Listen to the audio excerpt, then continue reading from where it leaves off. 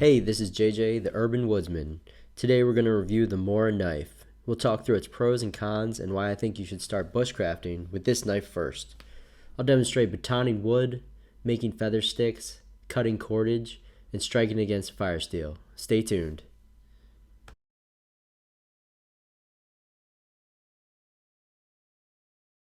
Alright, today we're going to do a review on the Mora knife. This is the Mora Companion. This one is the carbon steel, made in Sweden, and it's 4.1 inches long. It has a Scandi grind, also known as the Scandinavian grind. What that means is that the cutting edge is a lot longer than your normal pocket knife. So from where my thumbnail is there, all the way to the edge is the whole cutting edge.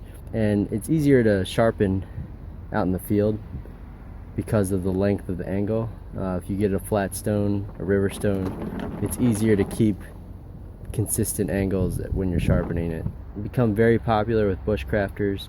The reason I like it is it's very cheap. You can get one for about $8 to $10 on Amazon, and it's a pretty sturdy knife. If you look at other reviews, like there's people stabbing these in trees and standing on the handle, and it's not budging. And the other knife down here is the Mora Companion in the stainless steel blade. And the reason I have both is the high carbon blade, in case you need to strike it against flint or quartz to get a spark, you can do that. The stainless, you'll have a harder time with that, but it's same dimensions, just a different blade steel. Alright guys, these are the Mora blades. On the left is the carbon steel, and on the right is the stainless steel. They're both the Mora Companion, 4.1 inches. They come with this rubberized plastic handle. It's not a full tang knife. The tang goes about 3/4 of the way into the handle, so you can still abuse the knife and it'll take it. The sheath is made out of some type of plastic, I'm not quite sure. But after I've been using this sheath, my first impressions were, look at this piece of junk, but after using it, I really don't think it's junk anymore, just because it has a positive retention. Every time you put the knife in and take it out, there's a click so that you know it's secure. You can hang it upside down and the knife's not going to fall out. There's no straps or snaps to fiddle with, and the clip's pretty versatile, and cleaning it I found is very easy compared to a nylon sheath. If you like to keep your stuff clean, this sheath will stay very clean. You can put like a camelback brush down there or a dish brush. It'll clean it out, and you see there's a hole in the bottom so the water drains out. And here's the clip. You can even, on the back of the clip, you can even put that like on a button to hang it on your pack or something. And you see it's got the teeth at the bottom of the clip to stay on your belt. I really like this sheath. Although my first impression of it, I was like, what is this thing? After using it, it's turned out to be a great sheath. It introduced me to the Scandinavian grind, which I had never used before, and I found that that's really easy to sharpen, and it keeps a razor edge. It's described as like X-Acto knife sharp out of the box. This knife I carry in my bushcraft pack. You can even carry it on your belt, and the sheath goes inside your pocket. I'll demonstrate that, so you don't have to worry about it like hanging out your belt. Like I said, I use it as a bushcraft knife, but for a bushcraft knife, one of the requirements is to be able to use it to strike against a fire steel. I don't like using the blade edge of the knife to strike the fire steel, although that will work, but it'll dull your blade edge really quickly. Out of the box, I'll show you on this stainless steel blade, they have a rounded spine, and you pretty much need a 90-degree sharp spine to strike against a fire steel. So what I did was take a straight file, as you can see right here, and I made my edge right there so that I can strike on a fire steel. And it took me 20 seconds to do. But now I have a bushcraft knife that meets my needs for $8 to $10. Alright, we're gonna baton this piece of poplar. It's been sitting out here. Again, this is the 4.1 inch carbon blade.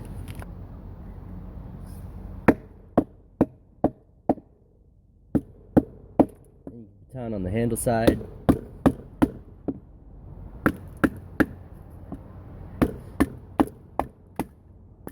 log this size might be a little bit too big for this size Mora, but as you can see, still does the job.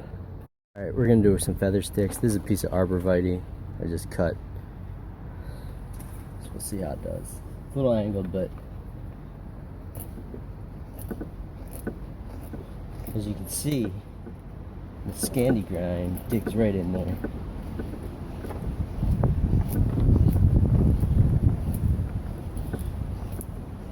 And a feather stick is great for starting your fire. Just creates all this surface area for the flame to catch, so that your fire will get really hot, catch your other tinder.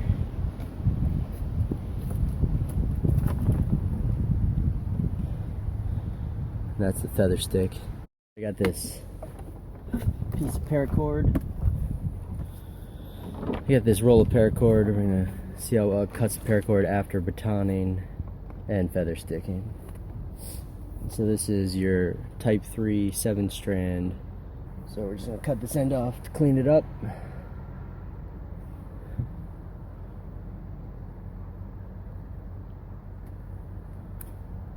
Right through. 1,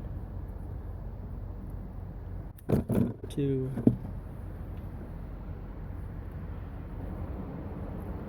3, no problem. Straight through. Alright, I really like this clip, as I said before. Easily goes on the belt. Just put it on my belt like that. And then I put the rest of the knife down in my pocket just so it's not hanging out. Put a jacket on, it's not there. But, so, sometimes I like carrying it in the side pocket, and then other times I like carrying it where it's hiding down in the back pocket like that. Either way is comfortable. When you sit down, it's on the outside of your pocket, so you don't even feel it. And drawing it, you hear the click, and the click going back in. Did I say I really like this sheath? Excellent sheath. Alright, so we got the fire steel, the Mora. It's a little windy today, and it just rained, so we'll see how this goes.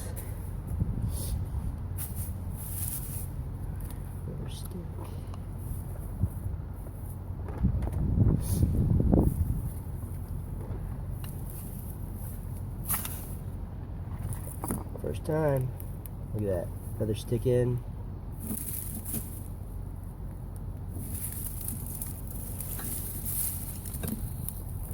Then you put the medium sticks on.